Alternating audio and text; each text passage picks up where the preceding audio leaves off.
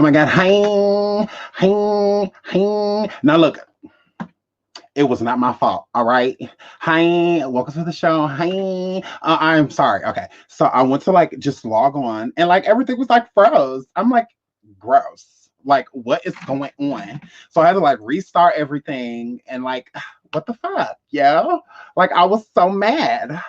So hi, I'm here and I'm queer. I'm so sorry. I'm here flipping. I'm still a badass bitch. Hi everyone. Shout out to everyone in the chat. Hi, hi, hi, hey, hey. Now where is first things first? First things first. Let's first things first. Hello. Hi, boo. Love you. Shout out to Sif West. Y'all already know. That's my girl. That's my girl. That's my girl. Pink, hi. Oh my God, I love you, girl. Tiffany, hi. Abby, oh my God, hi. Hey, Dallas. Mr. C, hi. Oh my God, Lackey, where you at? Hi. Hi, Tiana. Oh my God. So, how have you guys been? I know y'all been, hi, Sarah, girl, hi. I don't say something, hi. Kenzie, hi, girl. Kiss Corner, hi, girl. Listen, shit. Hey, everyone. So, be skilled. Hey, be skills, girl. Hey, show girl. Okay, so I hope everybody's doing well. Sending positive energy out to all of you. I love you all. Thanks for showing up. Sorry that I'm late. Oh my God, I'm so sorry. But yeah, so I know we all know it's a lot going on in this world right now. So I hope y'all keeping yourselves busy, as busy as you can. I know it's easier said than done, especially, being pretty much like feeling like you're stuck in the house. But I hope everybody is keeping themselves busy in some type of positive way. I know that's hard to say, especially if you got children, because it's just like, oh Lord. So, but I don't know what you guys have been doing, but I can tell you what I've been doing. I've been just trying to relax. I've been trying to get a lot of rest, not sleep, just lay. I try to stay off of the internet and off my phone and stuff like that because I feel like that's what everyone does. It's just like, oh, well, since I can't do nothing, since I can't go nowhere, I'm just gonna get on the internet, but and that shit gets boring after a while.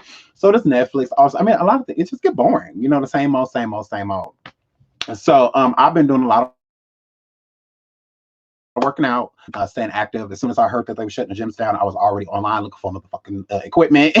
So he bought an elliptical as soon as he heard that they were shutting it down. So, I've been in the garage a lot, working out, just trying to stay active, keep my mind off of what's going on because as you know, we don't have any power. So, since I can't control it and I don't have any power over it, I'm just choosing to just try to stay positive, just making little projects to do around the house and doing a lot more cooking and, stuff like that, so I'm just trying to relax, release, and relate to, the ones around me, so I just hope y'all doing the same things.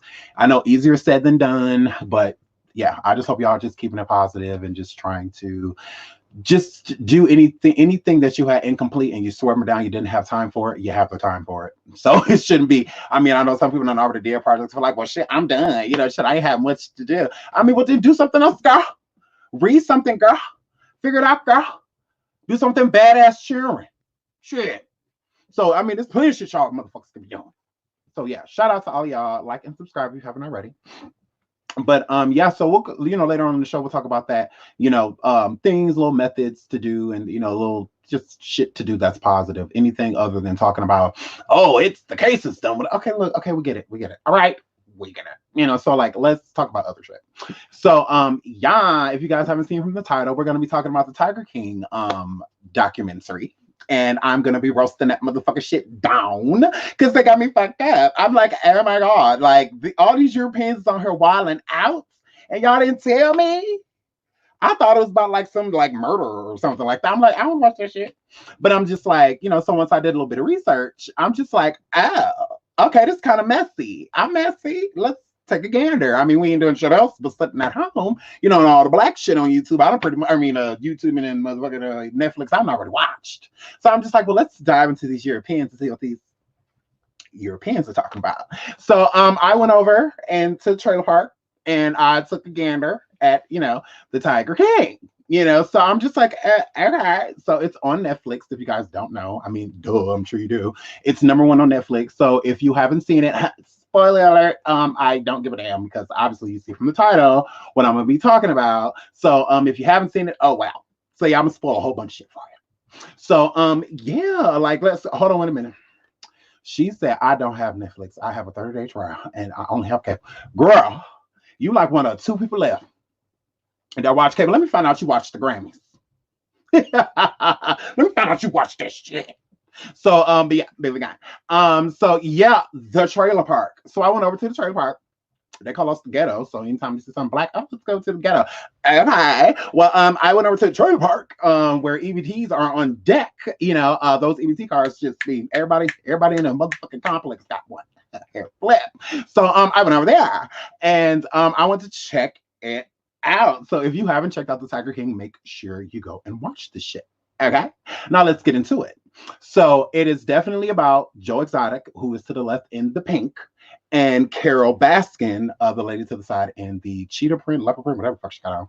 So Carol Baskin, she runs the Big Cat Rescue, and Joe Exotic had a zoo called GW Zoo, I believe, and they were both like in around the same area in the South, you know. So she had the Big Cat Rescue is where people could come and see, you know, big cats that have been saved, which are tigers, lions, ligers, cougars, just all type of things that they would, you know, save. That she saves at Big Cat Rescue, which is Carol. That's what her, you know, zoo was basically about, was and the big cats that have been rescued. So she's looking out for these animals, you know, instead of these big cats that people are killing and leaving out in the wild. You know, when they get sick of them, I'm going to take them in and I'm going to make a, you know, basically like more so like a museum, but it's actually like a zoo, because a zoo is where you go where animals are basically caged out of their habitat, and you pay to see them out of their natural habitat. Yay! So that's what she did. You know, it was, she tried to like spin it, you know, trying to make it seem like it was like a museum, and, you know, and people help her, and, you know, she has a lot of big cats. So then you go over to this crazy motherfucker to the left. They call him Joe Exotic. He is very gay, like overly gay, and he runs the GW Zoo. And at the GW Zoo, he has all type of animals. He doesn't just have big cats, and a lot of people get that confused because they think that he just has cats, and he doesn't. You know, he has all type of animals, and he is known for being one of the biggest breeders of tigers and lions and, you know, things of that nature. So he was breeding, which to a certain point became illegal, which I always thought that breeding wildlife, or especially endangered species, was illegal. You know, we want, you know, the endangered species to continue, but we want them to do it on their own, like not people taking them out of their natural habitat and doing it themselves for profit. You know, we want to keep them around because each animal has a job.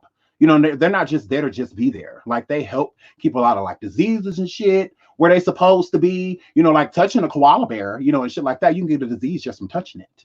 You know, so it's like they up in the rainforest and shit, sucking up them diseases and shit. Let them stay where the fuck they supposed to be at.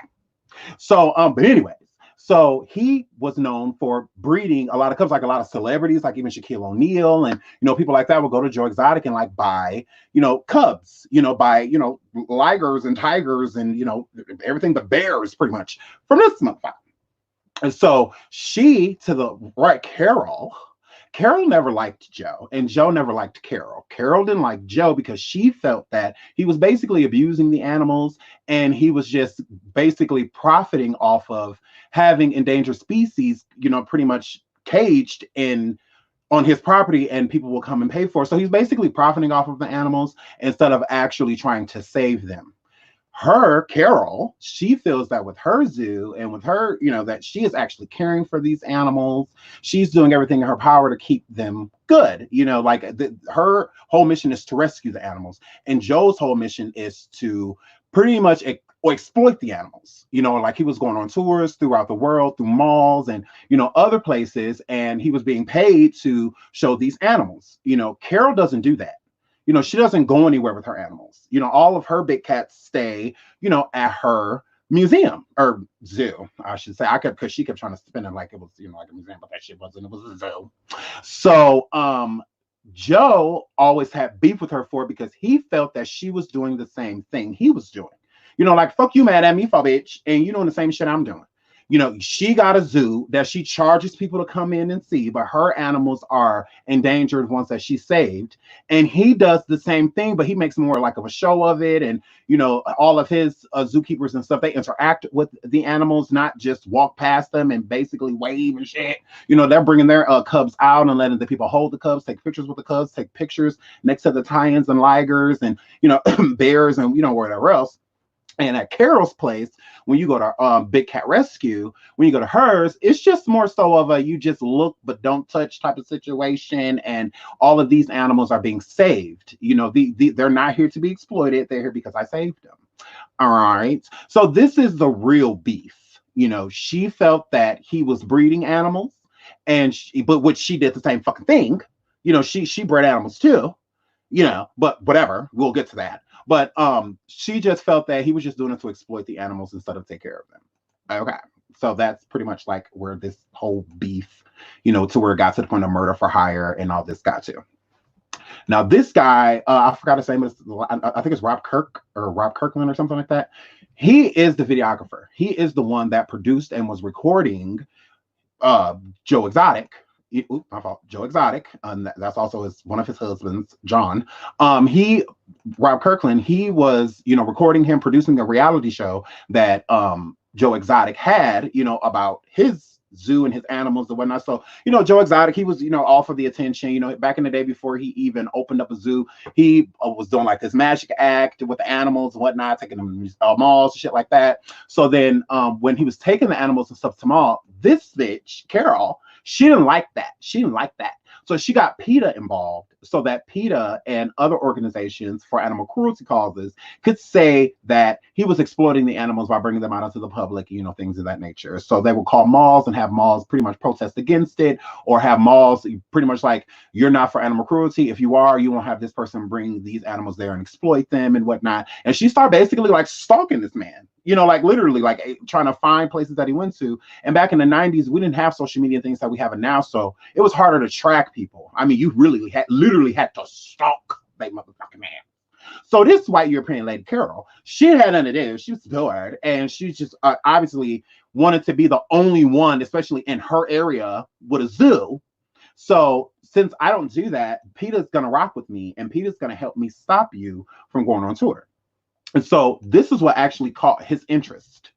Rob, the producer, the one who recorded all of Joe Exotic's reality shows, and when she even had a YouTube channel and, you know, stuff like that later on, you know, but not right away. But he was just recording. They were selling VHSs and, you know, and all that shit. And he found Joe Exotic hilarious. Like, he just thought he was just a fucking character. And Joe Exotic had actually given this man a lot of trust, you know, because he had recorded all of his material, like everything from beginning to end. So that's what I thought was cool about the documentary, is that you actually feel like you're there. You know, like they use what Rob did, everything that he recorded and everything that he directed, they used it and literally turned it into a story. So that's what was so cool. That's what I liked about it, is that you literally at moments kind of felt like you were there. Like, you know, other situations in documentaries when they're explaining something, it's like you don't get to see it, but it's like they would explain something and then within the next clip, they showing you exactly what they're talking about. So that's why I'm like, this is kind of cool. You know, so that's what really kind of like kept my interest, because I'm just like, you literally feel like you're there. It's like watching, like, I guess like a Love and Hip Hop, if you will, you know, something like that, but actually being there, like literally behind the scenes, watching everything, because they recorded everything, you know. So it's not like they just got a little snippet. No, they damn near got everything, almost every part of the story that they were talking about, they had on camera, which was dope. So that is what is really kept my interest, you know, I would say. So kudos to him, because he did a really good job, you know, because Netflix had to buy that material from him. So he got a pretty penny off this documentary, you know. And even back in the day before everything got destroyed, which I'm gonna get to, he, like he said, this was gonna make me a millionaire, you know, like this was gonna be huge. And he was right. You know, it just never got a chance to come into fruition because of the studio being burned down. But we'll get to that. And so Joe is very gay, Joe Exotic. This is his first husband, which his name is, I believe his name is John. And John is toothless as fuck. I said, why ain't nobody got no motherfucking teeth? I said, this is worse than Black Ink New York when Black Ink first started. I'm like, where is everybody's teeth? I said, what the fuck is going on? So I'm just like, okay, whatever. So Joe married, well, not just him, but Joe was interested in John. John basically identified as a straight male. But when it came to Joe, I mean, a lot of people, this is, and another thing I like about it too, is that it kind of like ties into the whole R. Kelly situation as well. And I'm gonna get to that too. But this is messy and I love it. I love it. So y'all bear with me, but I love it. Okay. So Joe married was with him. This is basically like his first husband without a ring. Like they weren't married, but basically like they were together. But John, always, which is the one in the camo hat and the tattoos on the in the black shirt, he always identified as a heterosexual. He was never gay. Like he didn't grow up dating dudes, having sex with dudes, like none of that. But he was on drugs, really heavily, and he loved animals. Especially like tigers and things like that, and drugs on top of that. So if you love animals, especially like tigers and all of that shit, and you also love drugs, and then you bump into somebody that finds you attractive and wants to profit, not necessarily profit, but use you, and because they like what they see, and basically use you sexually to get you to, and give you the other things that you want, hence drugs, the animals, all of that. Because how we love certain things is how these people love animals. Like they are die hard, for these animals. That's another thing you'll notice. They like have a connection, with these lions and tigers and and all this shit. And so Joe, brings him on to the to the zoo, and basically makes him like his second in command, and he's running around getting shit done, and shit like that. And hashtag yes, Mr. C, gay for pay. So they doing a little crazy creepy shit, and the relationship is pretty much like open because they all swing party. That is just whatever, just a big fucking orgy. So anyway, they get married, but basically like married and whatnot, and he lives on the zoo and helps out in the zoo and does what he needs to do as well. So they also had other employees, like this young lady, what I believe her name is Kelsey. Where is she? I was like, Lord, don't tell her. So this lady Kelsey, yes, her arm is fucking missing, and it's not missing because she had a wood chipper accident fucking dent. No, a whole motherfucking tiger bit that motherfucking shit off, basically. Yes. All right. Under Joe Exotic's command. All right. So she's sitting there. She was on the news and everything. Like literally got attacked. The lion didn't rip her arm off, but it like detached it to the point it was just like really bad. So when she got to the hospital, it was pretty much just like, okay, your arm pretty much like gotta go. Like, and if not, if you keep it, you're gonna have to go through like hundreds damn near of surgeries just to, correct it. So she didn't want to go through all that, Kelsey. So she was like, you know what? Chop this shit off. Like, just get rid of it, whatever. So everyone knew that it was going to create this huge stigma around, especially Joe. He knew this is going to be really bad for business, like with her getting her motherfucking arm bit off, and shit like that. So this is going to be really bad for business. So what Joe does is, and this is 5 days later, Kelsey said. She said 5 days later, she was back at the zoo going, as normal. And she was interviewed. The newscast came out and interviewed her like, oh my goodness, you just got attacked by a tiger. Like, what are you doing back here? So she came back because, she was a ride or die. These people, it's like occultic. She was like ride or die for Joe. I love these animals. Like if I try to, say I can't work anymore, I can't be there anymore, then one, it's going to scare other employees, it's going to scare other people, and then on top of it scaring other people, it's like I won't be able to do this anymore. And I love this. Like I love these animals, but I mean, is it worth your fucking arm? I mean, clearly it was, because now she's one-armed Jane, so I'm just like, girl, like where the fuck is your arm? So I'm like, let me find out. One of the motherfucking tigers of shit got hungry. All right. And they motherfucking did. So they bit her arm off. And, her being ride or die for Joe, she decides to stay. And she damn near stayed on until the wheels fell off. But I was just really confused by that. I'm just like, oh my God, like, girl, you couldn't have got me to go past the motherfucking zoo, let alone come work at one. So Joe, thirsty ass, because their marriage was very open, he brings on Travis. So Travis, Joe, and John, they all get married. Now look at this stupid ass shit. Look.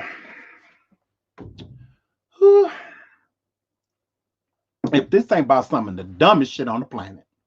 So I'm just like, I feel like one, God definitely was not at this wedding. I don't feel that he had nothing to do with this. I feel like he was not present. I feel like this is when he took a nap. Cause why? What in the honeymoon at the trailer park in the fuck is going on here? I'm like, gross. So he bumped into Travis somewhere outside. I think it was like at a bus station or some stupid ass shit like that. And this was another heterosexual male, gay for pay, because he liked girls. He had never been with a male or anything like that. This was the first time he was with a man and the last, besides the orgies and shit that they had at this damn zoo. All right. So they had this nasty ass, crazy ass, infested ass, drugged ass zoo. All right. And he brings him there because Travis, this rest in peace, because he did pass away. Travis, he was addicted to methamphetamines and marijuana. So he was like a super pothead. And he was addicted to meth and amphetamines. And so Joe was doing everything, coke, meth, everything. So yeah, come right along. I got what you need. You know, another occultic like situation like with R. Kelly and the girls. They love animals and they love drugs, and so did Joe. And it's no different than R. Kelly. You know, the majority of the women came around him for the music. You know, they all had some type of talent. And they thought that they're, you know, yin for yang. The animals and the drugs was enough for young men like him. You know, because Travis got with him when he was 20. I believe he was 19 or 20 years old, and he passed away when he was like 24, 25. So if that, yeah, because they were together for 4 years. So he was about 24, 25 years old. So they all got hitched, all drug addicts, everybody on stage high, even the ordained person, like everybody just high. So all this crazy, stupid ass bullshit going on. And he done got married to 2 heterosexual males, gay for pay. Only got married to him based off what he represented instead of actually like there was no love, no anything there besides a friendship, a really strong friendship. They all looked to him for things. So since they looked to him for things, they were willing to do what he requested. So I'm just like, okay, ew, like gross. So Travis and John were both running around the motherfucking zoo fucking girls the whole time because what are they? Hetero. So they run around sleeping with everything moving. And yes, John did get his teeth fixed, y'all. Just in case y'all was wondering. Thank the Lord. Because you could literally punt motherfucking quarters through his shit. I'm like, okay, I got gaps, but goddamn.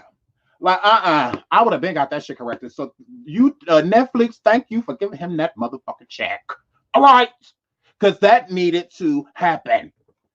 I said, that's why you keep whistling every time you motherfuckers talk. It ain't nothing to block the wind. Lord, what is going on with your mouth? Who was you giving head to and was allowing it? Gross. And then he's sitting there with no motherfucking shirt on the whole time. Where your motherfucking shirt at? All right. Knowing you smell like used Walmart meat, spoiled meat. Because that's what the fuck y'all was eating. Now let's get into that bullshit. Yeah, that shit just made me mad. Because this man, let me come back to this motherfucker. So this man, not John, Joe Exotic, the one in the pink, his staff, the ones, because he keeps saying throughout the documentary, oh y'all need to realize that I take care of my staff. Oh, hold on, because let me tell y'all this. I might as well take it while I'm on topic. Okay, so Joe Exotic paid his staff $100 a week, some $138, something like that. Yes, a motherfucking week. A week, all right? Carol didn't pay her staff anything. All of her staff were volunteers. And on top of them being volunteers, there were certain levels that you had to be at to do certain things at her zoo. All free labor. All right? And she still charged a motherfucking admission to get in. It's not like it was free. So how are you charging admissions and shit? Yet everybody's, and she had hundreds, if not thousands of staff. And then what really made me look at the bitch sideways is when she said, oh, I don't remember half of their names. I don't really remember them until they get to a certain aspect. Ungrateful much, bitch? Ungrateful much? And the classes are 12-hour classes. So these people have to take 12 hours from their day for free and train to work for this bitch for free. It's not like when you get to a certain point, you get paid. It's all free. And you're going to talk about Joe? At least he paid his motherfucking people. At least he paid them. Shit, it wasn't nothing but $100, but at least they got the $100 for her. I'm gonna need you to try to make it look like your ass ain't evil, Carol, by making all of these people come volunteer for you for free. Because that's something I paid attention. I'm like, oh no, this bitch looking worse than worse in my book. Oh yeah, bitch. Oh no, I'm looking at you, hoe. Now I'm looking at you sideways. Because you're making these good motherfucking Americans come pay their good tax dollars to buy t-shirts, all of that shit, and you charging for the program. So not only are these people basically interns forever working for her, because interns, most of them are not paid free. So they working for her for free, and then you got to pay to be trained, and she's not the one training them. The staff that's training the volunteers, they ain't even getting paid neither. Oh, so bitch, you dirty all around the board. Oh, you just all the way grimy. You are a millionaire making these people work for free. And everything they do, and then all the people that donate to her, all the money that gets donated to the Big Cat Rescue and all of that stuff, she don't have to worry about feeding her cats. Because like most of them said, it's like $250,000 a year just to feed the animals. So she don't even need to worry about putting money aside to feed them, because one, she got it. And then two, all the money that she uses to feed her big cats, it's donated. All of the funds are donated. Like she said, within one day, she got like almost $30,000 in donations. So yeah, who actually exploiting the animals, and who bitch, you're exploiting them too, ho. You charging them people to come see them animals just like Joe is. When Joe paid him to take a picture, you're doing the same thing. But Joe's actually paying his staff, you're not. Still to this day, because Big Cat Rescue is still open, and so is GW's Zoo. That is still open as well. Both zoos are still open to this day. Still paid upon entry. So cut it out, Carol. You're just as worse. You're just a sheep in wolf's clothing. That's all that is. Like, girl, please. Like, girl. Like, because you can't even say it the other way around, because it's like, it's literal, like right in front of people's face, that you are doing the same thing. Like, gross. So, anyways, so Joe, when he can afford to feed his animals, which I'm not even going to say is that, pretty much the staff that he had living with him, that he was paying $100 and some a week, they lived in these gross ass trailers. Like, they were disgusting. Most of them didn't, all of them didn't have water. The plumbing didn't work. They had mattresses on the floor. You know, a lot of the stuff had maggots on it in the drawers, you know, and things of that nature. So I'm just like, okay, well, obviously you're not taking care of these people at all. Like, it was a lie. He was not taking care of them. He did not care. And he forced these people to work. Like, he was on their ass. You know, they working $300-400. I mean, either three, 4 shifts in a row. Not even that, like 6-7 days in a row they working, and they working 13-14 hours a day for $137 a week. And then on top of that, the room and board that he's giving them, because obviously that's what he included to make it so that he only have to pay him $100 and some. And he included room and board because all of his employees live there. So it's not like they went home. Like, nope, they all here. You ain't going away. It was like a fucking carnival or freak show, if you will. So he had like all of them living there. They all lived on the grounds, and they all lived in these nasty ass trailers. Like, they were disgusting. None of them had running water, heat. One had an air conditioner, but it was broken. Out of all 3 trailers, I think it was just like 3 trailers. So John and Travis, the husbands, they got to sleep in the house, you know, the big house with him, you know, because they was gay for pay on drugs the whole time. So they probably couldn't even tell you one sexual conquest that they had, because they was always high. And so, you know, because they was gay for pay. So they got to stay in the house. But all of the employees, they had to stay, yes, her and this arm had to stay out in the nasty trailers with no running water. It was filthy, and, you know, and all that, whatever. So, but he didn't take care of them. So what I found extremely disgusting is that when Joe couldn't feed the animal, well, basically the staff too, because how he fed them was expired Walmart trucks of food. So when Walmart would take their expired foods out and go toss them, they had a little connection with one of the Walmarts, I'm assuming, and they would buy like truckloads of meat from them, but all of the meat was expired. Okay. So he gave the employees their pick of the meat before he fed it to the motherfucking animals, girl.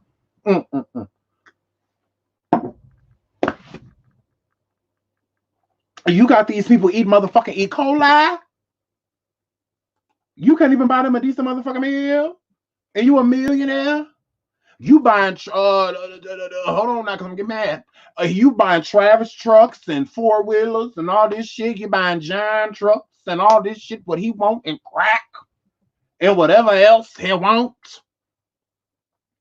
They free to have orgies, all that shit, long as it's at the house with you. Sex magic, all that shit.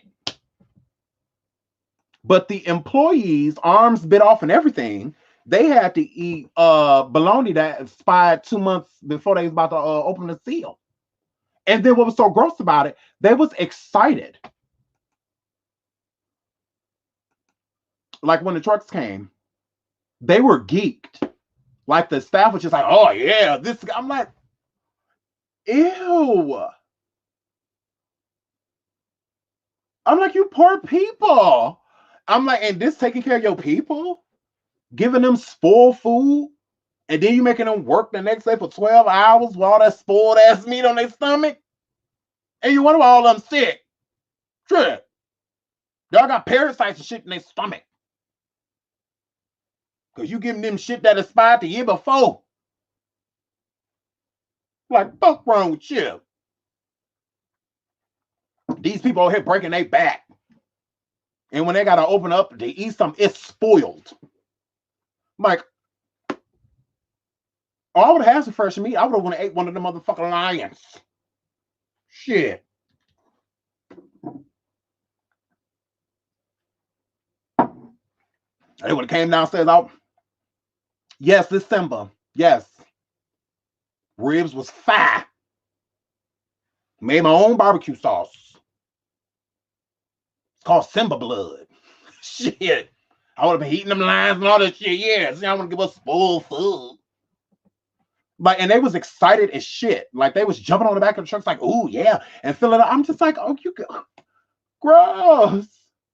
Like, this is so messed up. I'm like, and they're so excited. Like, this is normal, you know? And then on top, I'm going to get back to, now y'all remember the Walmart truck, because we're going to jump back to the Walmart truck. But yeah, that's how he fed them. And then he had all of them living in those nasty ass trailers, and they was only getting $100 and some a week. All right. So he started getting, so Carol started to keep digging and digging and digging and digging and digging. All right. So he was getting sick of her ass. Joe was like, this bitch getting on my, I can't stand this bitch. So Joe had this live show that he did, and the show that he did, he was the producer of Rob. He was producing it. And, you know, Joe was doing this show, and in this show, he will always come at Carol. Like, he had a blow-up doll with her face and shit on it. He shot the blow-up doll with a gun. And, you know, I mean, he was just out for blood when it came to her, because he just felt that, you know, she was this evil ass hoe. Now, Carol, you know, sitting there trying to be all innocent, you know, and all of that, bitch. What happened to your motherfucking husband, hoe? What happened to your motherfucking husband, hoe? So this is when things start getting real juicy, okay? So, okay, now y'all know they're combating each other. They're going against each other and whatnot, and, you know, and all this shit. Now, Carol, she was married twice. All right. Well, technically altogether 3 times, but this was one of her husbands, and his name was Jack Lewis. Now, Jack Lewis was rumored to be this millionaire. Not, I mean, he would hide money, he would bury money, he would bury gold blocks and, you know, and shit like that. And I mean, gold bars. I say gold blocks, gold bars and shit. You know, he was just, you know, damn near filthy rich. When it got to the point, especially like in the 90s and stuff, it was estimated he was around 20 something million or something, you know, in that bracket. And then if somebody else said 10 million, then another person said 5 million. So we just knew he was a millionaire. All right. And he didn't play about his motherfucking coin. All right. So Carol was married when she met Jack Lewis. She was already married, and she was young and married, but she was already married and she had already had a child, a daughter. And Jack was married as well, and he had 2 daughters with his wife. Now, Jack was driving. We don't know what was going on that night, but he was whole fucking married, just like she was, 2 married people. And Jack saw this hoe walking, and she was crying, crying, and she was crying, and he picked her up, and, you know, the rest is pretty much like history.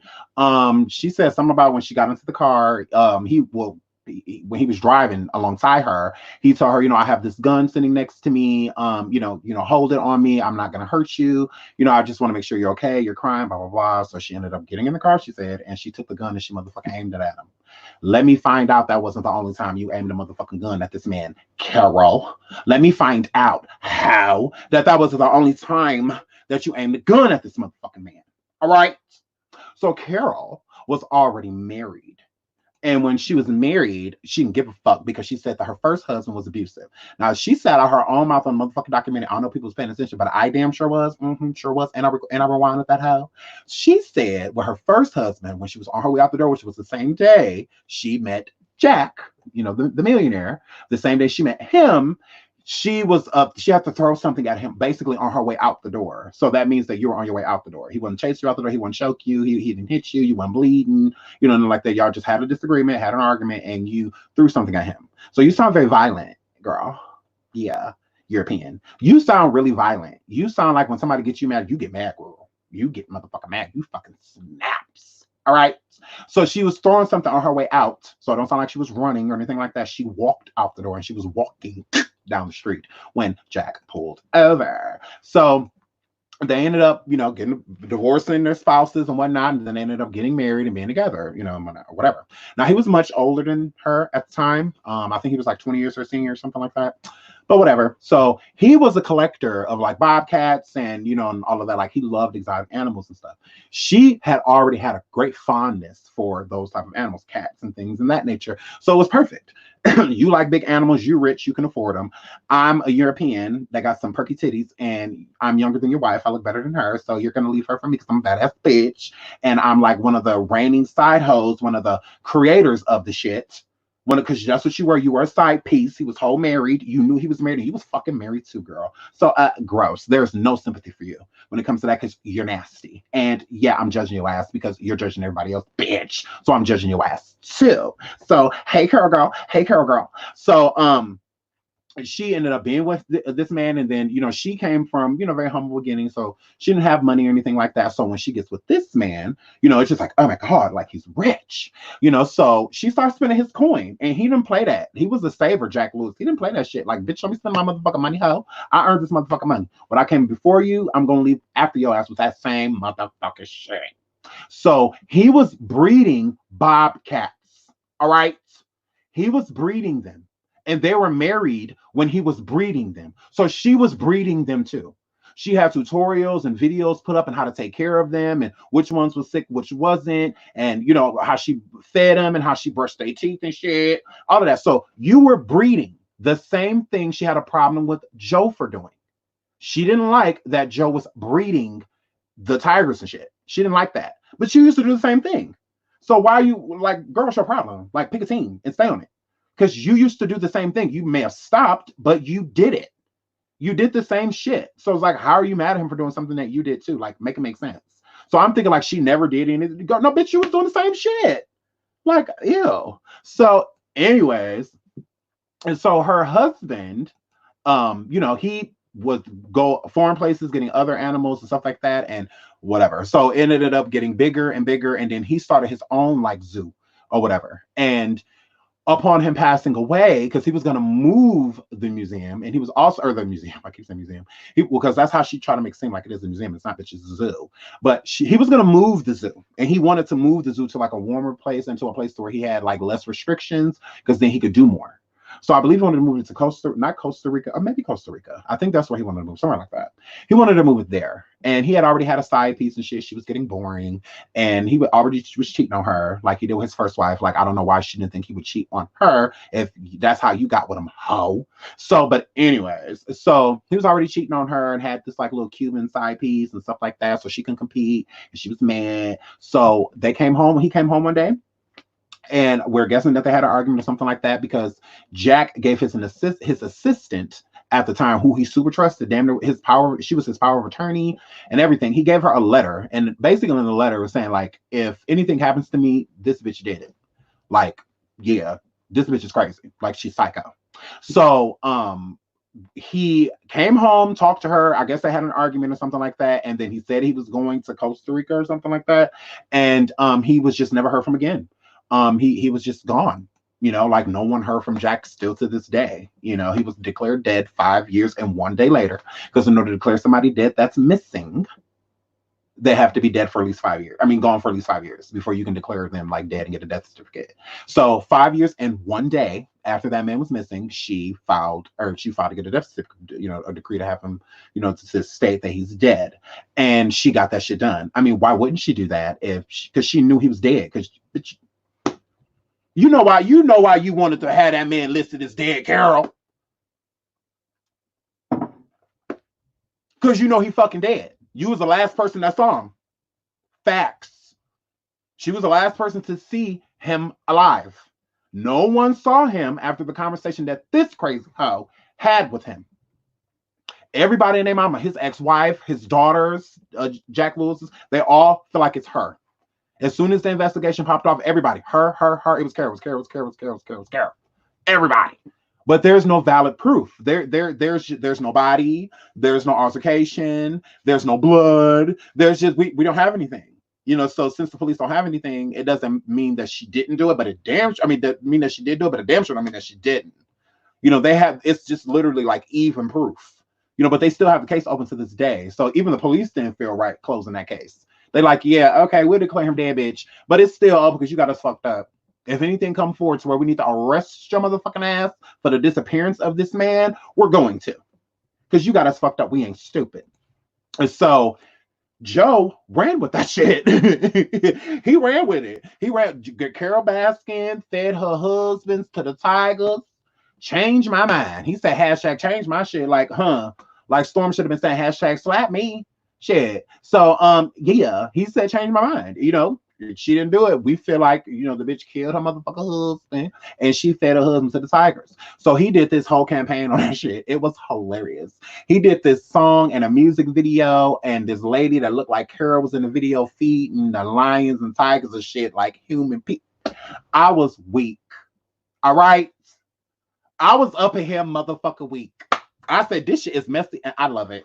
Like, he was going on camera every other day calling this woman all type of bitches and shit all about her name. And, all this. I'm just like, yes, I'm here for the bullshit.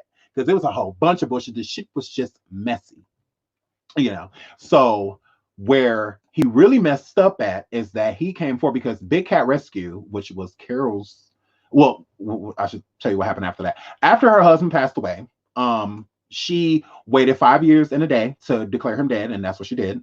She declared him dead, and she, since she was his husband, since she was the wife, she was able to lift the power of attorney. So he had an assistant that was the power of attorney, but once he was declared dead, she got the rights to his, estate and everything of that nature. So she changed everything in the man's company. She fired all. If not like maybe one or two of his staff and all the companies that he had, because he had multiple companies. He was an entrepreneur, and she fired all those people. She pretty much got all of his family besides his children out of the trust and the funds and all of that shit.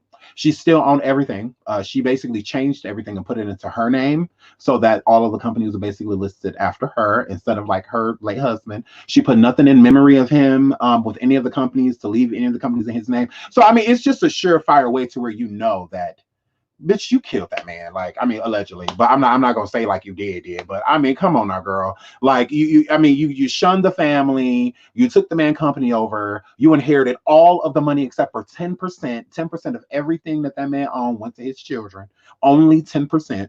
And the reason that they didn't come forward with their story is because you threatened them that if they did, that you would take their trust away from them. And that ain't fucking right, girl. There is a special place in hell for bitches like you.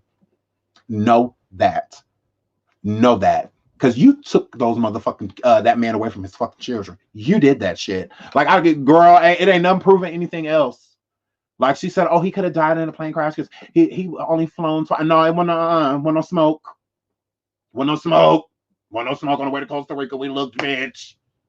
Wasn't no smoke. It wasn't that next. What else you got? What else you got, ho? Because that ain't gonna work.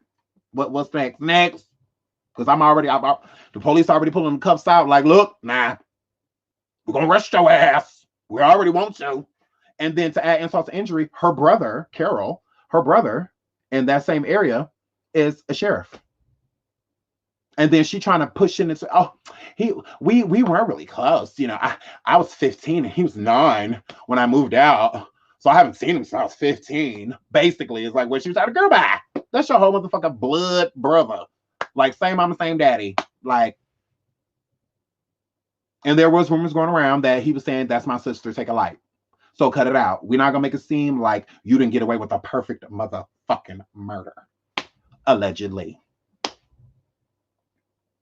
So, girl, bye. Like, yeah, you're guilty. Fuck's going on with that, girl? Fuck's going on with that? So, I was right with Joe when he was saying all that shit about her and her husband. Yeah, I'm sorry. I'm kind of with him. I'm kind of with him.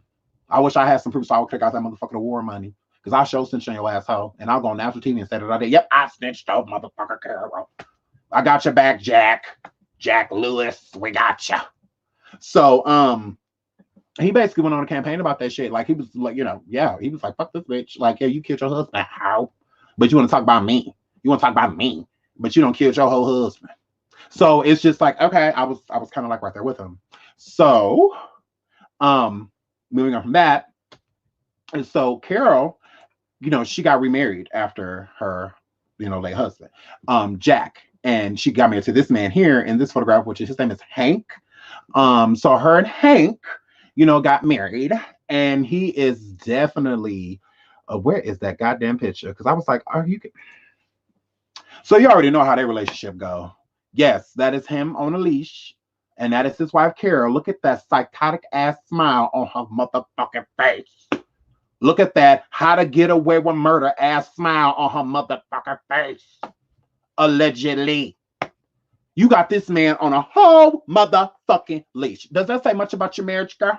That say much about your marriage, girl? Yeah, it's you letting us know you run this shit. You run this shit. And hey, I kind of got to give you credit for it, girl. I mean, you got away with a perfect situation, girl, and got millions. And then on top of that, money that makes money because you also inherited businesses. You didn't just inherit his money. You also inherited his business. So kudos to you, bitch. You are the most notorious side bitch ever, girl. You turn side dishes into motherfucking entrees, girl. Like, so, much props to you for that, Use that Europeanness, girl. Use that European S, girl, to get exactly what you want, girl, because you did that. You did that. You did that. And you fed that motherfucking man to the motherfucking tigers, girl. So you got this man on a whole motherfucking leash, and I'm not supposed to believe that that's how y'all marriage go? What you say go type of situation? Because they fucking do. Because she spoke until they got to this third marriage, their marriage with this man, Hank. After they introduced him, you barely heard anything out of Carol mouth anymore. She barely got a chance to speak. He acted like he done been there through the whole motherfucking thing. He done been by her side since the first husband.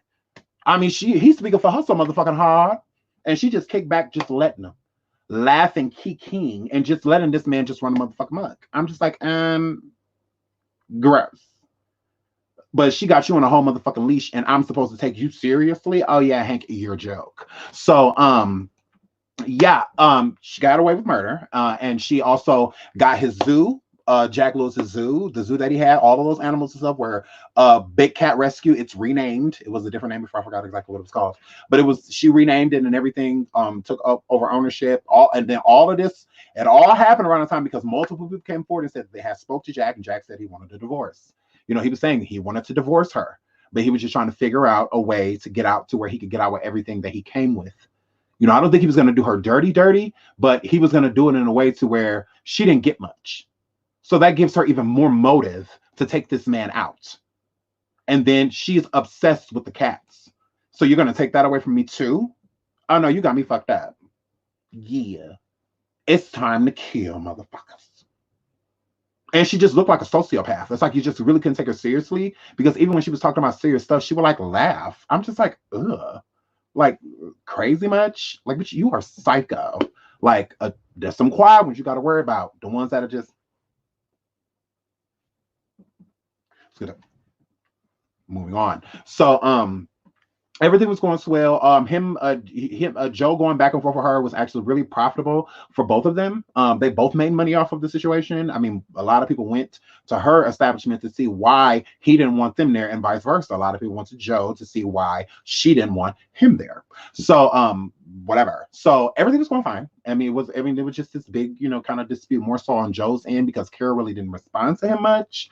So more so on Joe's end, things were more controversial. But on Carol's side, she was just kind of just like laid back, mediocre. Like she really just didn't, she just like whatever. She kind of paid it dust.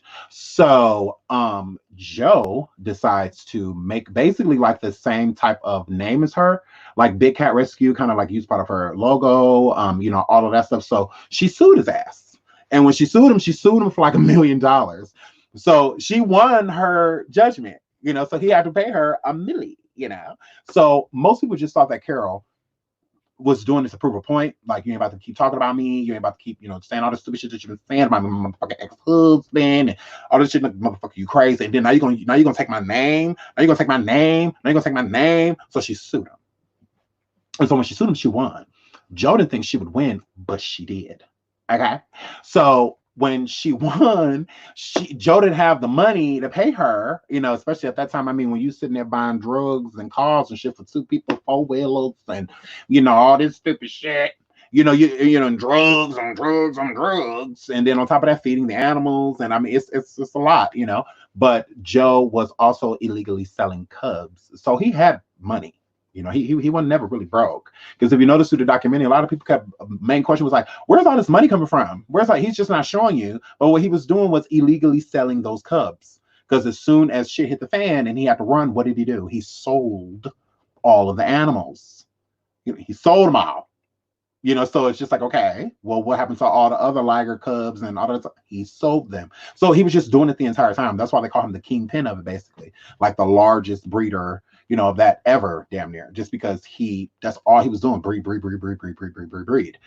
the other ones that have like their own private personal zoos would just breed once the other animals are like getting older, or if they're, some of them are just starting to really like just they're just like, okay, well, you can't keep doing that shit, so we got to get rid of this one, but we don't need another one, so we should probably have some of them breed. So, or then we pull the younger cubs in and start training them, or already been trained, so it's just like a cycle. Because like everybody, we all get older, so the younger the better, especially like as they're cubs, because cubs are more approachable. You got more people that's going to want to hold the baby cub and take a picture with one before somebody want to stand next to a big ass like lion. So it's like they're really profitable. So how does every time you go and have this zoo experience, you see cubs, they get bigger. So that means that these are new. That means every time you come, it's new cubs. So just imagine, like on a weekly basis, pretty much, if he's constantly having certain animals breed, he's constantly pulling in cubs. So, it depends on how many, they have, how many survive, and how many are healthy. That's a pretty profitable business. No different than like dogs, like puppies and shit. It's like the same fucking thing, but with wild fucking animals, which are more lucrative, more expensive. So, I mean, he was making them fucking lions, fucking shit all the fucking time. That's why it was so many different kinds, like ligers and tomcats, because he just got all of them fucking. So it's just like, damn, like how you fucking poor animals. So, but anyways, so he messed up, used her name, and when he used that name, she sued him and she got $1 million. So he didn't have the funds at the time. He didn't want to fork over no $1 million to that house. So what he did, he tried to be slick, and then he put it into John's name. He switched the licensing, the GW Zoo licensing company name over to John. At that point in time, they were already married. So he totally could do that. And he switched it over to his name because not that the lawsuit was going to be gone, it's just that the lawsuit would have started over. So you can still sue because that's the own, that you're suing that company. So regardless if it gets a new owner, you still get to sue. If you got to find a malpractice in a new company by the hospital, okay, that's your bill now, nigga. Now I'm still suing y'all ass. It don't just go away, So, but this process starts over again. So he kept switching in. He's put in his parents' name, drove them people to bankruptcy, and all that shit. He put it in their name. They put it in John's name. He just put it in anybody's name that he could, anybody but his motherfucking own, because he knew what it was. So since he had a money, he had to fork over, like things that were of value. So she was replaying all that shit. Carol wasn't playing with his motherfucking ass. Carol said, I want the monkeys. I want the cages. I want that Walmart truck. She said, I want all that bullshit. I want all of the videos that motherfucker made about me. I want all that motherfucking shit. Carol when Cardi beat Tasha K, that ass. Hey Tasha, bitch. So yeah, she wouldn't motherfucking Cardi B Tasha K that ass. So and then she started repoing shit. Anything of value she could take. So, Joe, he wild. But he like, no, this bitch got me fucked up. You think you about to just be taking shit? You think you just about to be taking shit? You think you just about to be taking shit? So he started recording himself like blowing up stuff, shooting shit. Like, oh yeah, she said that she wanted my watch. He wrapped the watch around a tree, blew that motherfucker up, all that shit. Like, bitch, you got me fucked up. Like, I'm gonna do everything in my power to get on your motherfucking nerves. So that's exactly what he did. And I was here for the shit. Like, it's entertaining. That shit was funny. So this idiot decides to run for governor, then mayor, president, NAACP. I mean, anything he could motherfucking apply for. Jumping in, spending funds and shit when you know anybody about to take no redneck, gay motherfucking. Are you a Republican? What are you? Like, I mean, I'm like, ew. Were people really supposed to take that shit serious? Gross. So he running for shit, knowing he ain't gonna win. Nobody wants you in nobody's house. You can't tell us shit. You can't tell us shit.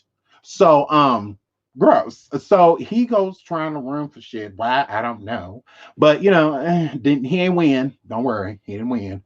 They left the trailer in the park. He didn't win.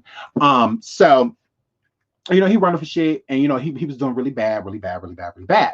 So then all of a sudden, boop, this motherfucker comes onto the picture, Jeff Lowe. And Jeff Lowe was in Vegas, and while he was in Vegas, he was trying to make it seem like he was this big baller shot caller, that he could save the zoo, him and this lesbian that he was dating, because that's exactly what the fuck she is. She's a lesbian, and his wife, the lesbian, yes, Jeff Lowe, businessman. So he comes in and he swears someone down that he could save the zoo. I got the money, I got investors and stuff. Don't worry about it. Like, just stamp my name on this shit. We good to go. Like, don't worry about this fucking Carol bitch. Like, we'll take care of her. So Joe, stupid ass, decides to listen to him. And, Joe looked up to Jeff. Joe looked up to Jeff. He really liked him. He wanted to be a lot like him. Him seeing how he was in Vegas, and seeing his animals, because he was a tiger and lion keeper and all that shit too. He just didn't have a zoo, but he still had him at the house. He just didn't have him at the zoo. So basically that's another reason why he wanted his company, why he wanted to be part of the zoo, because he had his own animals. So he was just like, yeah, bring me on so I can bring my motherfucking lions and shit here too. I got animals and shit too. So he did. And when he brought him on, he brought on his own team, team of people to help him, and all that shit. So Joe, he went back into running for shit, weird. But he went back to running. I think he was running for what? Either president or governor at that time, one or the other. But he was running for something again once Jeff came into the picture. Since he was here, he felt like he could Joe felt like he could focus on other things. And he wasn't really worried about this bitch, but she still was like, suing him in the process of that shit and all that shit. So Joe decides, I'm just gonna do my campaign shit, and couldn't nobody really stand Joe. Jeff, nobody really liked him. So while he was ripping and running around, all his other staff, even Kelsey, where my girl Kelsey, yeah, poor girl, where her picture go? Hi guys, where is she? Oh, there she is. So Kelsey, people like that, they was all, kind of like miserable because, they were used to Joe. They wanted to, fuck with Joe. They wanted to work with Joe. Like, they didn't like this Jeff dude. They just like, one, he too serious. Like, he making us do shit we don't want to do. Like, all his new people that he got coming in and shit, like, they acting like they running shit, and we don't work for him. We work for you. This is your zoo, and all of this stuff. But what they didn't know was that Jeff actually owned it. That Joe put it into Jeff's name. Joe no longer owned it. Jeff does. He owns it now because he put it into his name. Carol was still coming after him, was still coming after Joe in the zoo. So that's when, Jeff and Joe went forward with this little campaign with a reward for anybody that had any information on Carol's missing husband, Jack. So, they being real dirty, being real grimy. Like, oh, but you want to play, bitch? Let's play. Okay, I got 10 racks for the first person that could come forward with any information about this man.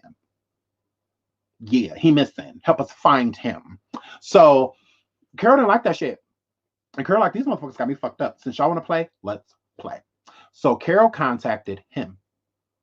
And he was filming all of Joe's material. Like he had all of it. So she did reach out to him. He said that she was willing to pay him for all of the filming and everything that he had done because he was the owner. He owned it.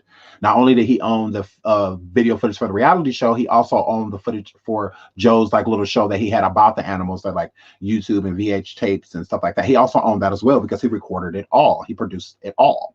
So she was trying to get all of that shit. She was trying to buy it all, and he wasn't having it. You know, he was loyal to Joe. He's like, no, you know, I'm not doing that. So by coincidence, when Joe was going to court still about a lot of those assets and things that he owed Carol, coincidentally, the studio where all of his material was, it burned down. All of it, like literally burned down. And also the crocodile farm was next to the studio, so the crocodiles died as well. So they were all pointing the finger at basically Carol, saying that Carol sent somebody over there to burn down all this shit and all that shit. This bitch crazy. And, you know, she sent somebody over here to do that. Joe heard about Carol reaching out to Rob. And once he heard that, he figured that he burned down everything for her. She basically paid him, Rob, to burn everything down so that all of that material was gone. But also, people speculated that Joe did it because a lot of those tapes had proof of the assets and some of the threats and some of the material that they needed that they were going to use against him in court was also in those recordings. So it could have went either way. Still to this day, no one knows if Joe burned it down or if Carol paid him to burn it down. But he's swearing down that he didn't. He had nothing to do with it. And also, when it burned down, Joe just so happened to be out of town at a funeral. So a lot of people speculated that Joe did it, but there's no proof. So, you know, nobody's it's kind of like, it's what it is. So he came on right around that time, you know, when all that shit was going down, you know, lawsuits, shit been on fire, all this crazy redneck trailer park shit. So, okay, bear with me, y'all. So, when he gets there, he takes over. You know, he's like, this my shit now. I own this shit. Y'all gonna be fucked up. Get my lines and shit. Hey, pull up my trailer. Yep, get all this shit. Let me know when y'all done. Type of situation. I ain't moving a muscle. Me on my lesbian wife. You know, so him and his lesbian, they are, let's be honest, are swingers in, you know, Vegas and shit. They have clubs and parties and shit at hotels and, you know, all of that shit. They invite people there and they sleep with all of the women. Like they basically just try to get a whole bunch of pretty girls to come up there so they can sleep with them all. You know, and then you have Dr. Antle, who Doc Antle, who was a big, you know, zookeeper and stuff as well. And he had a young lady that was doing a documentary because a lot of them said that he's like their mentor, like Joe and, you know, other people say, you know, like, you know, Doc is their mentor, you know. So Doc has women and people that, you know, work for him as well. They get like $100 a week. But he also planned for breast implants for them. And I mean, a young lady was on there telling her story to where, you know, he paid for her to get breast implants. And although he did not ask her, you know, all of the women say in order to, the best way to move up quicker is to have sex with him. You know, as they all live on the grounds. Doc is rumored to have 2-3 wives. All of his girlfriends live on the site. They all share these homes. But the young lady that was speaking, she said that is not the case. They do not share the motherfucking houses. They all in like gross ass conditions, just like, you know, other people, but they love the animals and stuff so much that they just decided to stay. The only reason she was willing to get the her breast done was because she said it was a break. You know, working 18, 19 hours a day, sometimes 15, 16 hours a day for $100 a week. You know, she said just to go get the documentation and I got the rest for days. That's like basically the only reason I say, you know, I just went and did it. But, you know, he didn't ask me to go and get my breast done. I kind of just did. You know, and she said she even considers sleeping with him, you know. Now you see a whole Joycelyn, R. Kelly. See what I'm saying? See what I'm saying? There's that shit.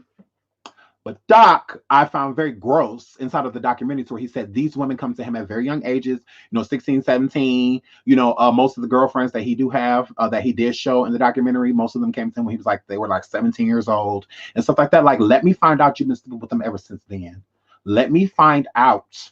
Let me find the fuck out that you bringing in runaways and shit. Just like who? Robert Kelly.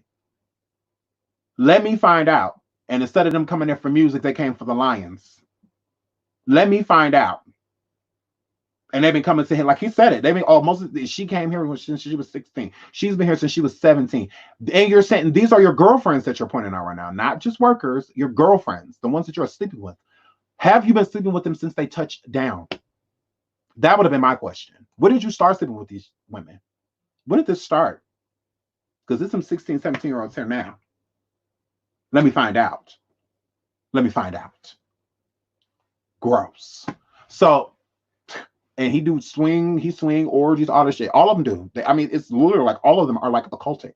Like, it's weird. And then you see her, got him on a whole leash. You want me to believe that there's nothing occultic about what's going on? That has everything to do with like sex. Like, I get it, they just got married, but gross. Why do you have a chain around this man's neck? And he was literally walking around like a dog. Gross. Let me find out. So, but whatever. So, yeah. So he's also a breeder. He be killing and shooting his tigers and shit too. Because like he said, once they get to a certain point, they got to go bye-bye. So when you say go bye-bye, what does that mean? Unleashing them in Africa? Is that what you're talking about, Doc? Oh, no, you're talking about killing them, right? Okay. So, but yeah. So, all of them kill them. So, all of them should be in jail. Because that's one, it's against the law. So, all of them should be arrested. He should be arrested. He should be arrested. She should be arrested. And he's already arrested. They should all be in jail because all of them have killed them. So, we're not going to make it seem like, whether it was yesterday or 10 years ago, you still fucking did it. It was illegal then, just like it's illegal now. So they all should be in motherfucking jail if you ask me. But whatever. So he come in, taking over, all that shit.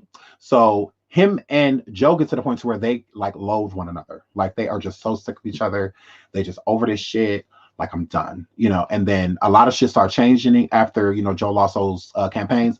Oh Lord, let me get into this.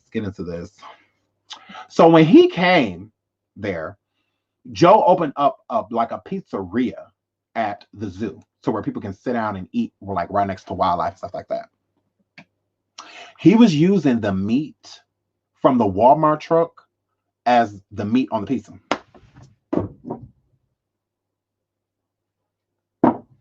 Let me repeat that. He was using the meat, the spoiled meat from the Walmart truck, and putting it as the meat toppings on the motherfucking pieces in the motherfucking restaurant. If I ate at that motherfucking restaurant, I would have threw up right there doing that motherfucking documentary. I would have just started sticking my finger down my motherfucking throat. Like, you mean to tell me that you was sitting there putting in the oven at 350 degrees some spoiled ass meat?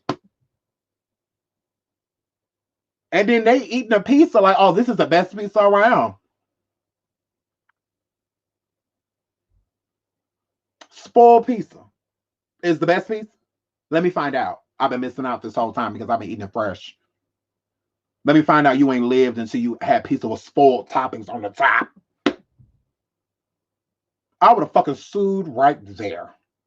You mean to tell me you basically gave me dog food? I ate E. coli, and you knew I was throwing up for 6 weeks because I ate here twice. I'm like, I cannot. Like, and the staff was banging that motherfucking pizza. Like, this is the best pizza around. No, it's just hot. That's all that is. That shit low-key nasty. You just been eating spoiled shit for so long. It's some fresh shit on it. Like, some of the pizza sauce is new. And the cheese is new. So that tastes good. I'm like, no, you just eating part of what you eating is fresh. That's all the fuck that is. I'm like, this is crazy, yo. Like, those people literally were treated like peasants. And he was just feeding them drugs and shit. So it's like, that's the reason why I feel like why a lot of them, because all of them was on drugs. Even Kelsey with the arm. You can't make me believe. Because when when that tiger grabbed her, she didn't feel that shit. She didn't even feel that shit. She didn't even feel that shit. She was that motherfucking high. She didn't even feel that shit. She just land on the ground and talk about some, I'm all right, bitch. No, you not. Go like this. You can't. You talking about some, you all right. No, you're not. You're actually not, sis. From my view, your world is fucked up.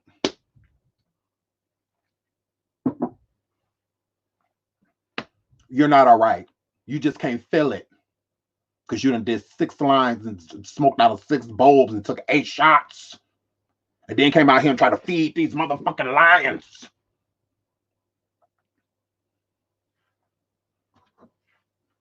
Knowing them lions is still hungry and shit. That meat ain't enough. That's spoiled ass shit. So of course you're gonna come up in there smelling like a snack. Soon as you walk in. Them lions, damn, fresh. Yeah, they sick of eating bologna. Shit. They want some shit that bleed. They like blood.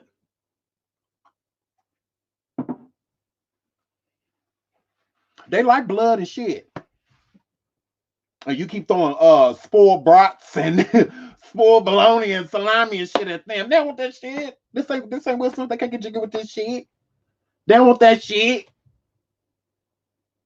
And you wonder why when the human walk past, they taking nips and shit. Yeah, they motherfucking hungry.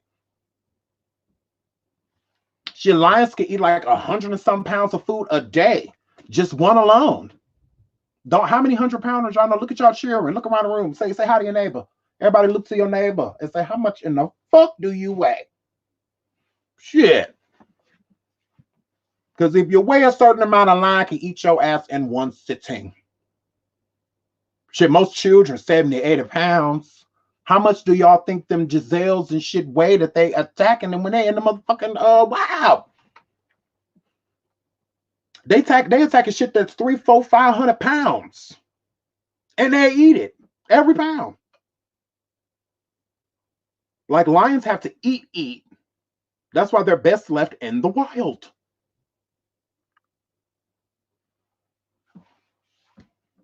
They need pounds and pounds of food a day. So you done gave them 2 packs, 1 pound ground beefs. This is not Will Smith. They cannot get jiggy with this shit. Yeah, hold on real quick.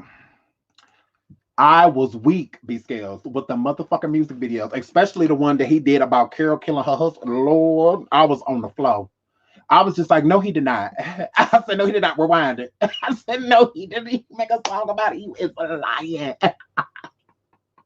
I was like, Carol, girl, he hates you, bitch. I'm like, girl, he hates you, girl. But that shit was hilarious. I was weak. When he made that fucking video about her. I mean, like his other songs, I was like, ugh, gross. But when he made that song, yes, Lord. I wish I could play it because I would. Yes, Lord. I say it. This what I'm talking about right here. Don't just be certain, be messy. And he was messy. So I'm just like, oh my gosh, gross. And no, Kelsey was not compensated for her arm.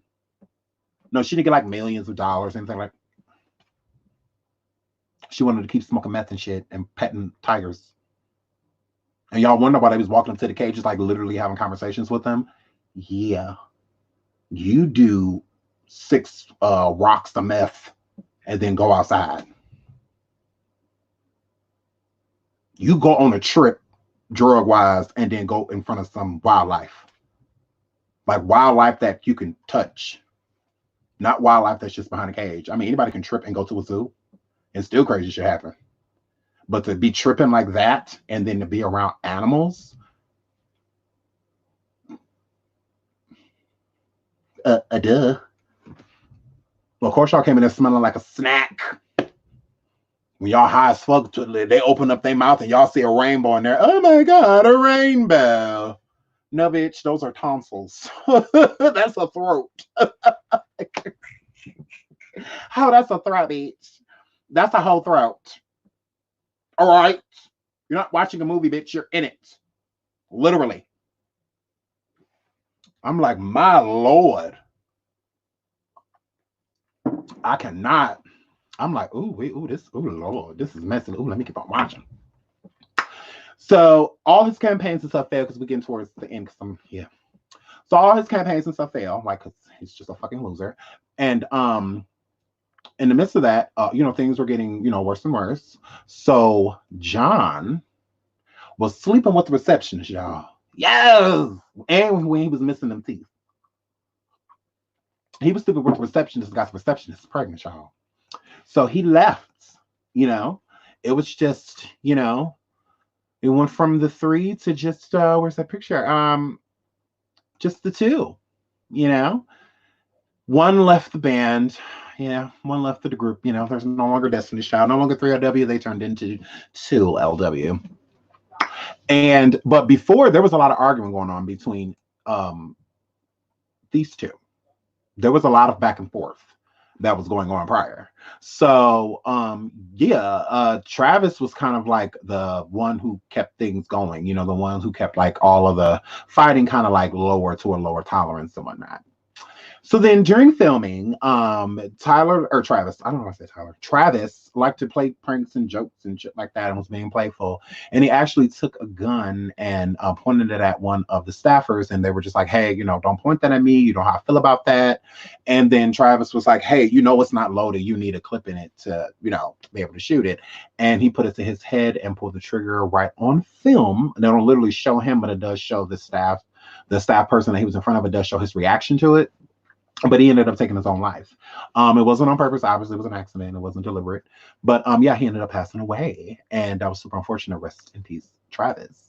So he ended up dying. So upon, him dying, which like right before that, well, yeah, pretty much, like right before it, he had convinced Joe to do, and why I say he convinced Joe to do a murder for hire on her. All right. So this is how it happened. He had an employee that he had hired that came along with him. That same employee was into a lot of trouble. He got into a lot of trouble. He was on parole, all type of shit. So then he convinced that Jeff convinced that employee to talk to Joe because Joe felt really strongly about Carol. He hates her. And he had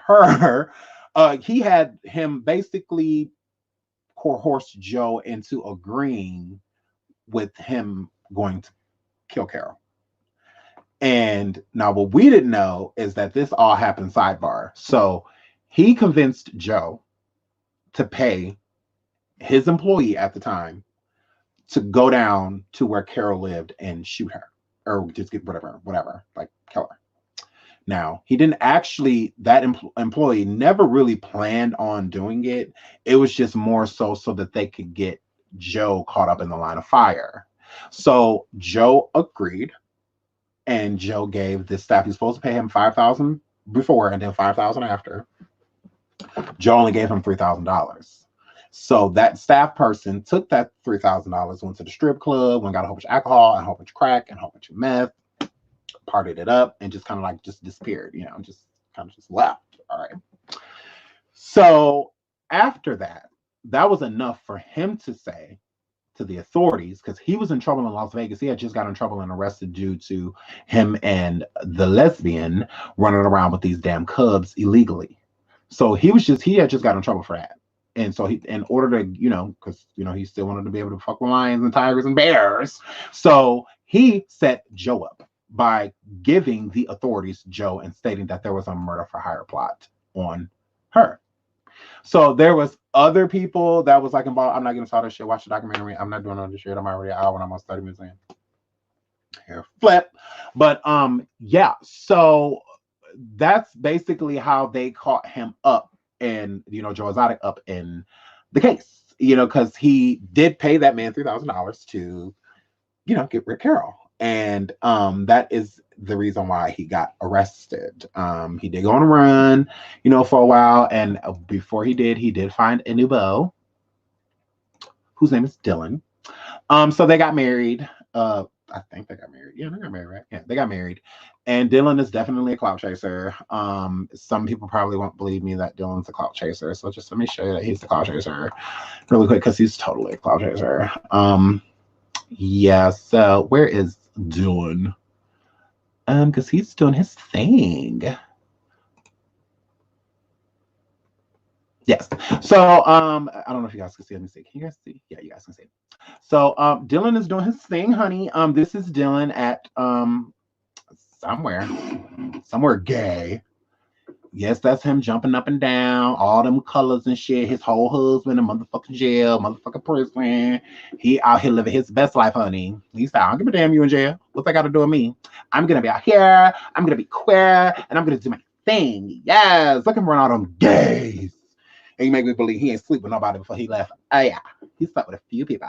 So stick your face in it, Joe Exotic. Look at your husband. Let me find out. Let me find out. His caption says EDC. Orlando was the balls.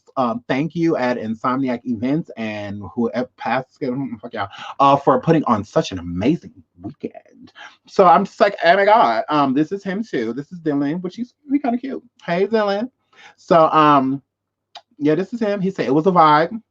I don't see Joe. Dylan, where's Joe? Where's Joe? Are Dylan and Joe still married? While the Tiger King is nowhere to be seen on the main feed, it seems he and Joe are still married. According to Dylan himself, one of his recent photos captioned quarantine and chill. A fan commented, no wedding ring, so I'm guessing you and Joe are no more. Dylan replied, other hand. Dylan, Joe wasn't at that motherfucking gay party he was at. You need to stay your motherfucking ass at home and stay off the motherfucking internet until Joe get out if y'all married. You're talking about some other hand. No, it's supposed to be on this hand, bitch. Fuck is doing over here? Is this the grinder hand? And this is the pick a team, nigga. Yeah, you need to sit your ass down somewhere with your motherfucking husband get out of prison since you love him. So John.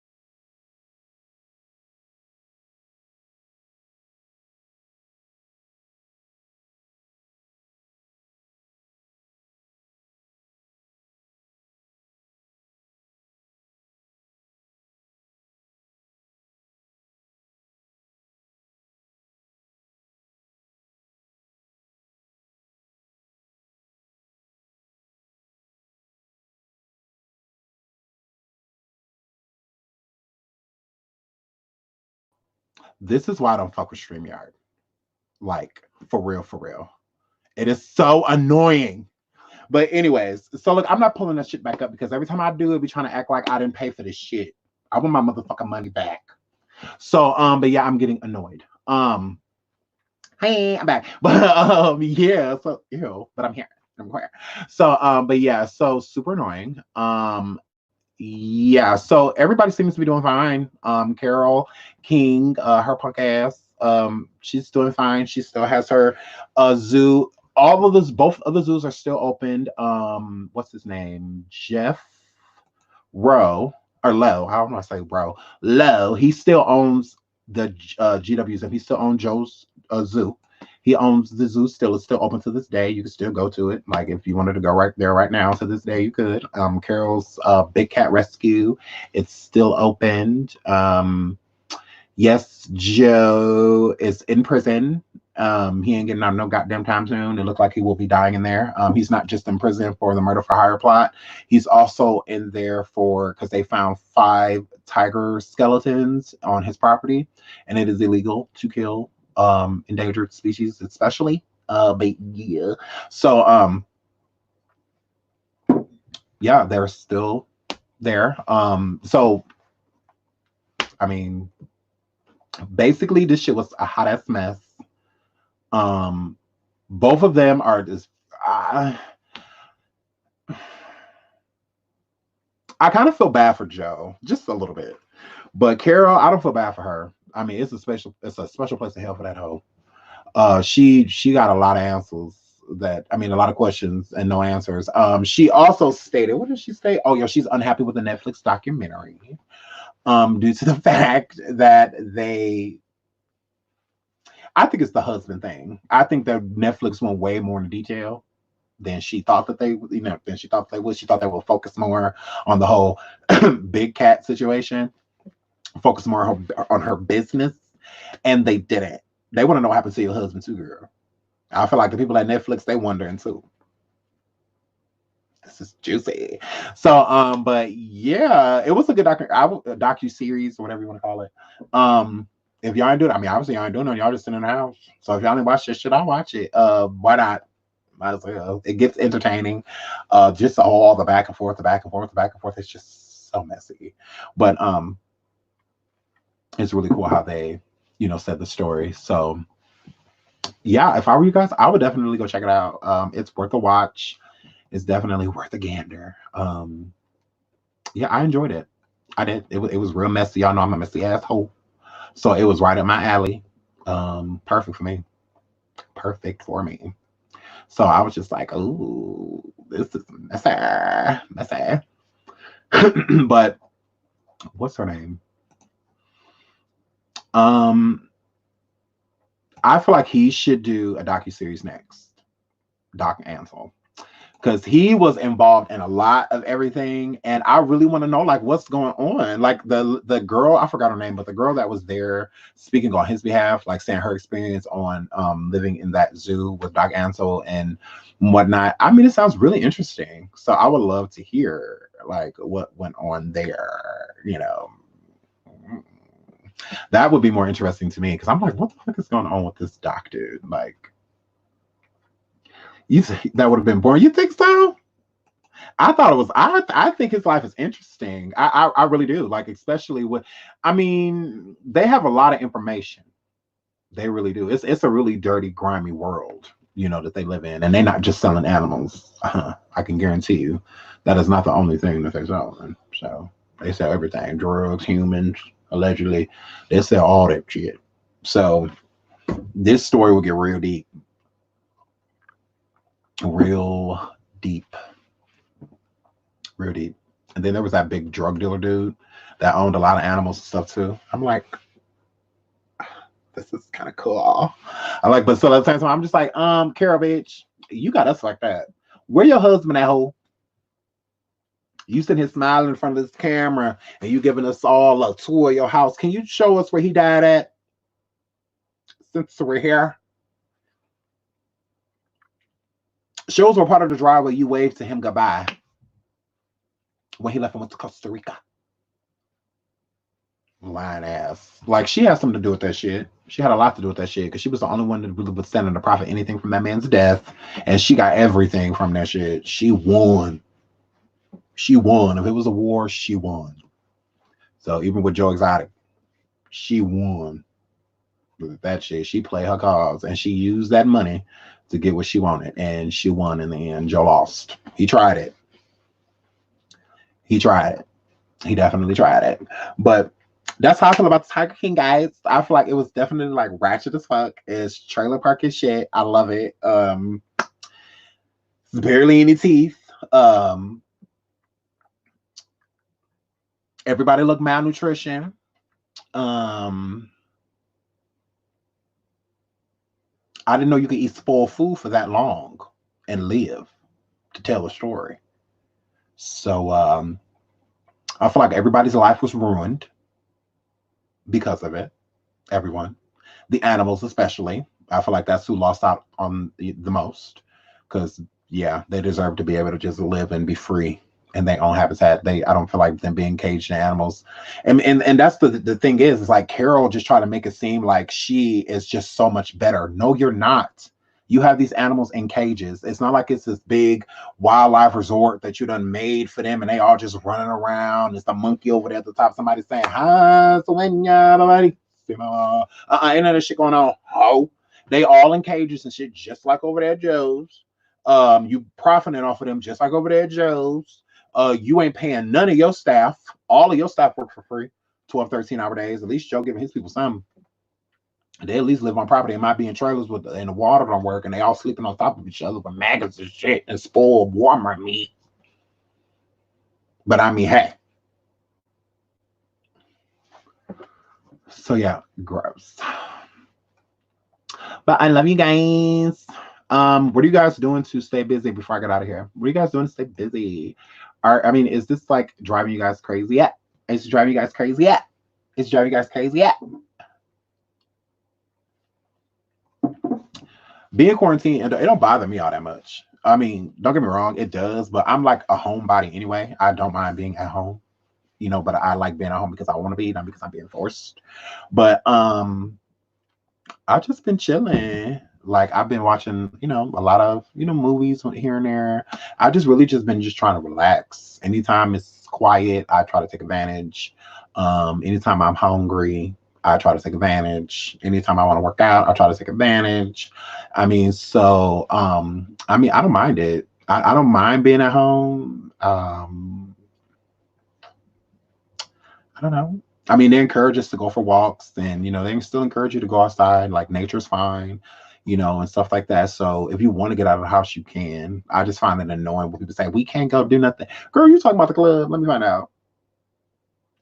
Let me find out your life ain't shit because you can go out Thursday through Sunday. Let me find out you're a basic asshole. Because, I mean, all the things that you need is still open. What the fuck you need your nails and shit done for anyway? Fuck you going. Where you going, girl? Where you going that you need your nails done? Where you going that you need your hair done? I mean, this is a time to where you can walk around, be lazy and gross, and like no one cares. So like, I don't put no effort in getting ready no more. I just walk out the door if I'm about to go somewhere. Oh yeah, I'm gonna be lazy as hell. I'm gonna leave it out the house in my robe and shit. Mm-hmm. Yep. Pajamas, all that shit. I wish the fuck I would. I ain't getting dressed up for nobody. While this shit in the air, all my good clothes gonna stay cleaning up on hangers and shit. Other than that, y'all about to get the worst fashion ever. Y'all about to get the worst fashion ever. Shit. I don't mind being a homebody. I mean, I'm at it at all. So y'all be gone all day, and then this the first thing y'all want to do. Ooh, I can't wait till I get home in my bed. Now you're in it, and now it's like you're itching to get out that motherfucker. Lay down. Shit. Enjoy this shit. Your kids being bad, call all of them in the room right now and go like this. Hit them all on top of their head. Nigga, go sit your stupid ass down. Chico. Shit. You always want to run around and shit. Sit down sometime. Shit. I know that's why I be scared. Like, headed to the store in my PJs right now. Period. I wish I would get. I don't give a fuck who I see. Why you got on pajamas? Because I'm going right back to lay the fuck down. What do I need to get dressed up for to take all that shit off when I get home? Shit. Can't go nowhere else. You gonna get these good motherfucking pajamas? Shit. You sure is. You gonna get these motherfucking good pajamas, bitch. My pajamas ain't pajamas. I call them outfits. Until COVID over. My pajamas is outfits. Bitch. Working on. If it's essential for me to be, I'm gonna be in some essential motherfucking attire. I want them to say something. Why you keep wearing your PJs and slippers to work? Because we in the lockdown. Corona. COVID. Yes, it has a motherfucking dress code. Anything. Just show up. Like they say at church. It don't matter what you wear, just come on in. God don't judge your outfit when you come in. He too busy judging you. He don't care about what you got on. Period.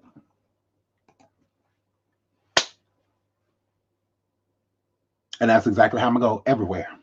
They better hope I put on some motherfucking bottoms. Shit. I could see them walking up to me like, sir, do you have on bottoms? Nope. On my Rasputia shit. What he said, ma'am, do you have on bottoms? Shit. I'm gonna be lazy as fuck. Shit, surely is. Hard as we work. This is the time where y'all just get to say fuck it and mean it. So take it. Shit. Take it. We don't know what's gonna happen tomorrow. At least relax today. Shit. We might have to band together tomorrow and go run up on some motherfuckers as a whole. So shit, get some rest. Shit. Get some rest. Get some rest. And then it'd be the most laziest ass people. Because I'm about to get out of here. Y'all got about good 2 more minutes. It'd be the most laziest people that sweat up and down their board. I'd be like, bitch, I talk to you every day and you be at home. So why all of a sudden are you so bothered by not being able to really go nowhere? But you ain't got no life. When this happened? When you get a life? Let me find out. When you get a life, hoe? All you do is chase that nigga. And now you ain't got to chase that nigga. Because he quarantined in the house with you too. Let me find out you bored. Let me find out you want him to cheat. Let me find out this quarantine bored as hell because I can't holler at this nigga. Let me find out this quarantine whack as hell because you can't argue. Girl, bye. Now all of a sudden, it's a problem. Girl, some of y'all should be happy. This is the longest y'all niggas ever done been in y'all cribs. I mean, let's keep it froggy. The lockdown done made motherfuckers DTR. Determine a relationship. Shit. You know how many relationships done started? And since the quarantine? All types. Like, well, we might as well just be together. Shit, you been up in the last 3 days? Let me find out. Sure. Y'all should be happy. This type of shit make it hard for them niggas to cheat. You can find out real quick. No, nigga, you said you was going to the store. And they got everything else is quarantine. Fuck was you going? Your mom and them on their way over here, you lying. So, I mean, y'all better enjoy this time. Because you might not get it again. So just relax. Enjoy. I mean, hey, Hopefully this shit don't last too much longer. But while it is, you might as well get some peace. How the fuck y'all going through a stressful situation and you get to sit at home and relax and you still stress the fuck out? Oh my god. Make it make sense. Make it make sense. The only way to get rid of stress is to deal with things.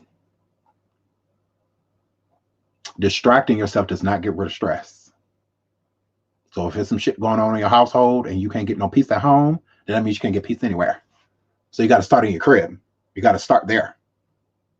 When I want peace, I go home. If I can't get peace, I'm going elsewhere. I'm going to go to where I can find that. So I'm going to need you guys to do the same thing. If there's somebody in your house that you want to get into it with, go argue real quick. Go get that shit over with. I know, that's how I be. Hey, come here. Look, you walk past too slow. Come here. Come on. We might as well just talk about this shit because I'm already sitting here thinking about it. And I already, okay.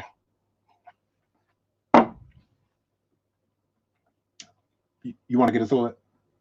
Let's just get into it. Come on, sit down.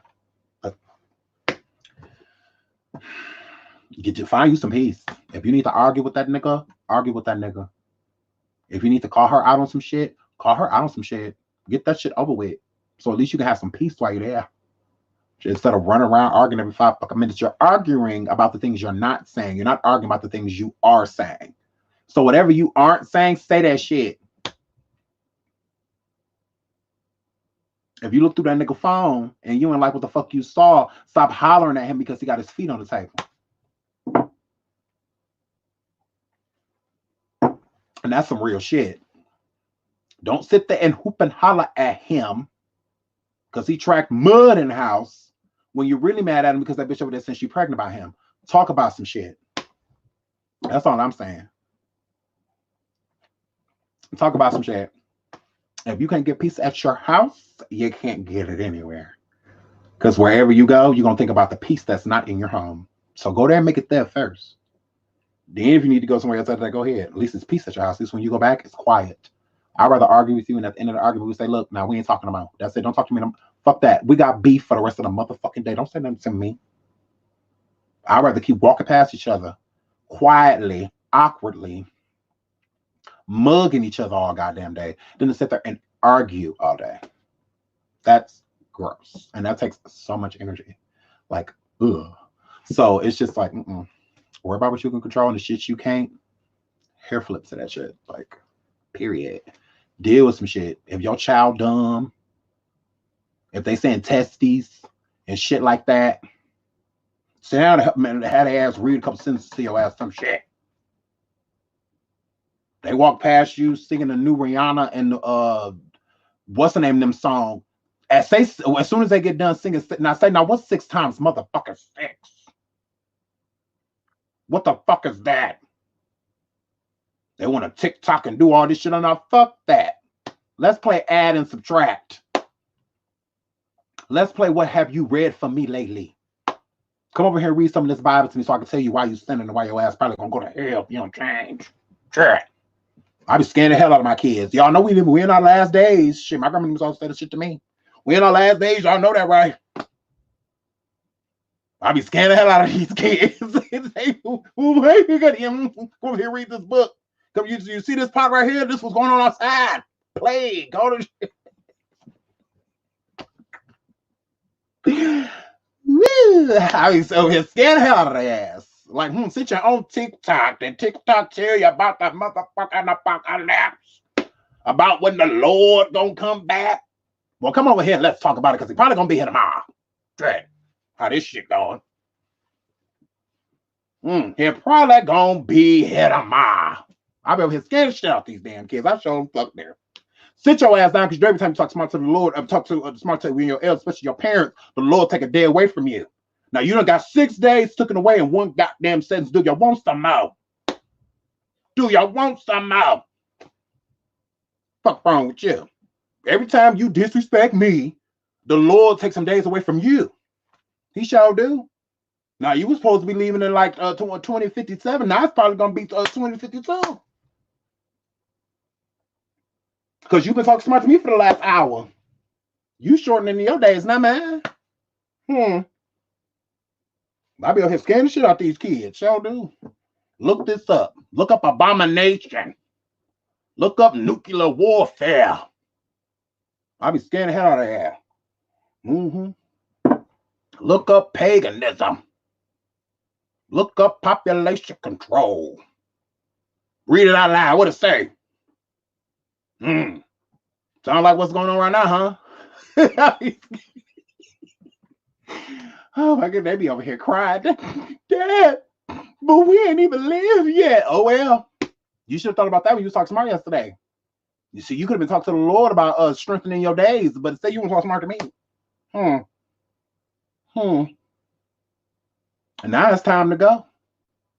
You ain't even gonna make it to prom, none of that shit. How this world going? We're gonna have to huddle up and pray. Now keep it up. We're in the last days now. We probably got about 2-3 of them left. I've been scaring shit out of these kids. So my daughter get ready to say something smart. I'll be like, oh, God shorten your days. Is that what's coming out of your mouth? Lord, take me now. Is that what? I'm ready. This your testimony? Your last one? What? Let me find out you about to shout. Because if you say anything smart, I'm going to the Lord. And every time we get down to prayer, I'll be like, Lord, I know you're on your way. Lord, I know you're on your way. I know you about to come down here and take all of us. I mean, squinting around looking at the kids. I know you're about to come down here and take all of us. It's scary shit. Since you're on your way. Yeah, look at me. Since you're on your way. Yeah, you too. But let me get out of here. I love y'all. Make sure y'all like, make sure y'all subscribe. I'll be back on Sunday for Sean Sundays. Y'all know we're gonna be able to hit single. We're gonna be doing our thing. We're gonna be doing our thing. We're gonna be doing our thing. We're gonna be doing our thing. So y'all make sure y'all come through. Yes, I'm gonna continue scaring the shit out these children with the Lord. Because that's the only person I was told to be scared of is him. So I'll make sure my children just as afraid. So because I'm scared of him too. So but oh my God, I love you guys. Thanks for coming through. Bye. I love you so much. Bye. I love you guys. Bye. Thanks for coming. Bye.